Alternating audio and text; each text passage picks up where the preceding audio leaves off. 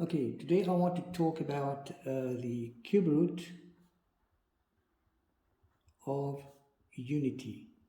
And in parallel with that, we're going to talk about De Moivre theorem. It follows that if we have, say for example, z is equal to cos of theta plus I sine theta, then z to the power of n should equal to cos of theta plus I sine theta, all of that to the power of n, which leads to cos of n theta plus I sine of n theta.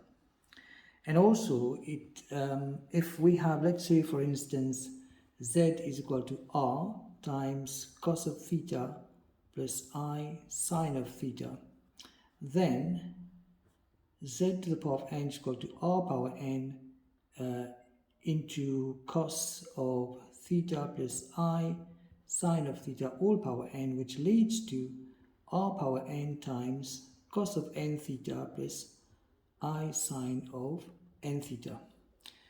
Now we're going to look at, let's say for example, you've got z to the power of 3 is equal to 1.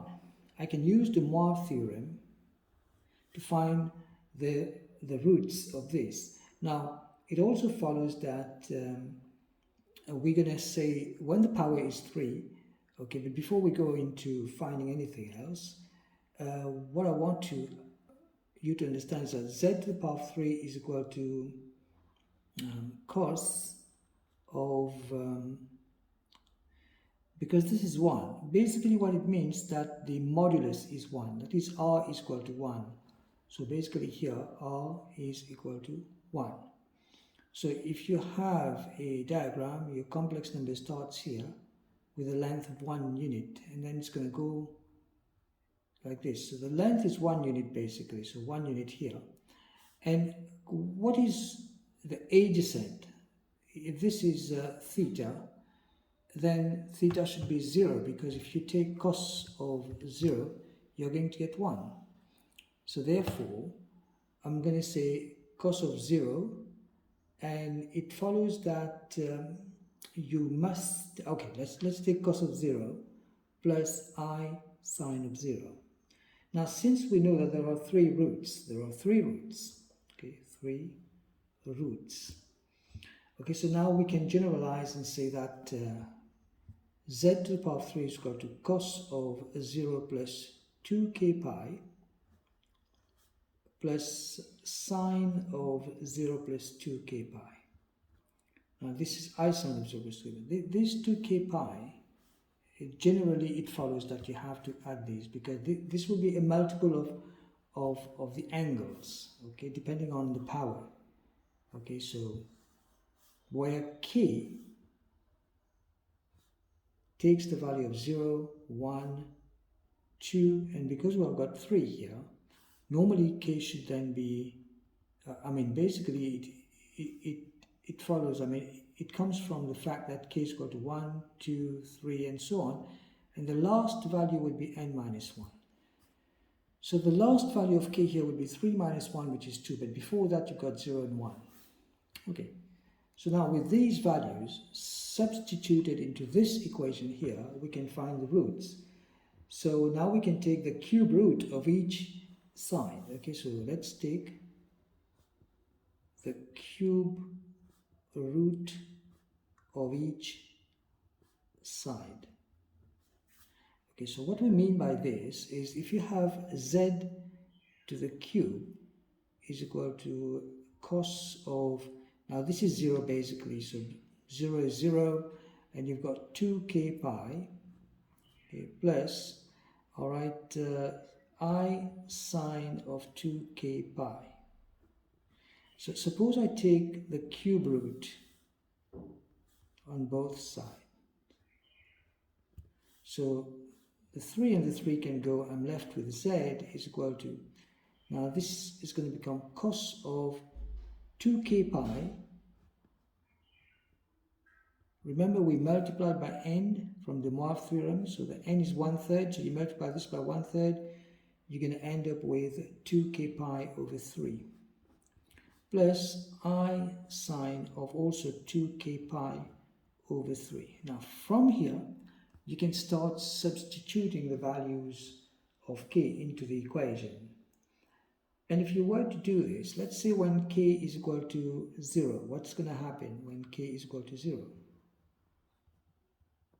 So when k is equal to 0, I'm going to get my first complex number z1 cos of 0 here, so that's going to become 0 plus I sine of 0 here.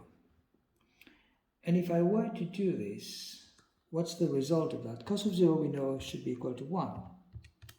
So there we go. And sine of 0 is 0. So the first complex number is 1. So that makes sense to me, because if you have z cubed is equal to 1, then you've got the z is equal to the cube root of 1, which is 1, and this corresponds to that. So this is fine. Now let's talk about when k is equal to 1. So I'm going to get my second complex number, which is z2, and that's going to become cos of, here's 1, so 2 pi over 3, because 1 times 2 pi over 3 is 2 pi over 3, 2 pi over 3 plus I sine of 2 pi over 3. And if we were to find the cos of 2 pi over 3, you'll get negative half, so that's going to be negative half, then plus I sine of 2 pi over 3, so sine of 2 pi over 3, and that's going to give you root of 3 over 2. So plus root of 3 over 2i. That's my second complex number. However, it's exponential form. We know that z is equal to r e to the I theta. So basically this complex number here, z2, could be written as, we know that r is 1, okay, and then e to the I theta, and theta is 2 pi over 3, so that's going to be I 2 pi over 3. So this is another way of writing the complex number. It's equivalent in exponential form. Let's take k is equal to 2 this time, so we're going to get z3, which is then cos of, you put 2 in here, 2 times 2 is 4, so 4 over 3, 4 pi over 3, plus I sine of 4 pi over 3. And let's try and do this. Cos of 4 pi over 3 turns out to be negative half, and that should then be negative 3 over 2i.